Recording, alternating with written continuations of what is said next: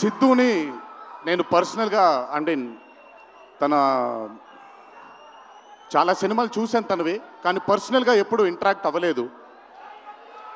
ఒక ఈ పాండమిక్ తరువాతే నేను సిద్ధుతో ఇంటరాక్ట్ అవ్వడం జరిగింది. చాలా తక్కువ మంది ఇండస్ట్రీలో ఉంటారు. సినిమా అంటే ఒక పిచ్చి ఉండే టెక్నీషియన్స్ చాలా తక్కువ మంది ఉంటారు. అందులో మొట్టమొదటి వరుసలో ఉండాల్సింది సిద్ధు. తనకి సినిమా తప్ప వేరేమీ తెలీదు. డీజే టిల్లు అనే క్యారెక్టర్ని చూసి మీరు అనుకోవచ్చు బేసిక్గా సిద్ధు ఇలాగే ఉంటాడేమో తన పర్సనల్ లైఫ్లో అని. But Siddhu is not that.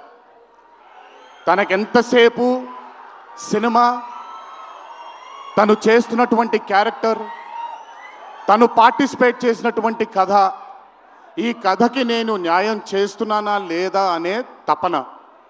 చాలా తక్కువ మంది ఆర్టిస్ట్లో కానీ చాలా తక్కువ మంది టెక్నీషియన్స్లో ఈ తపనని చూస్తాం మనం.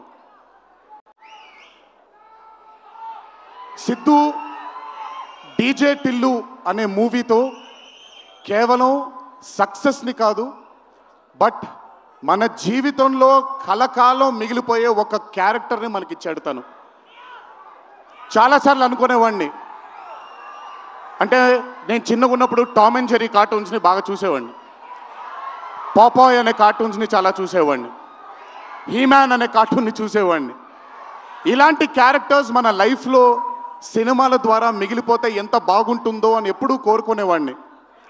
అండ్ ఈరోజు టిల్లు కేవలం ఒక డీజే కాదు, టిల్లు కేవలం ఒక సిద్ధు జొన్నలగడ్డ కాదు,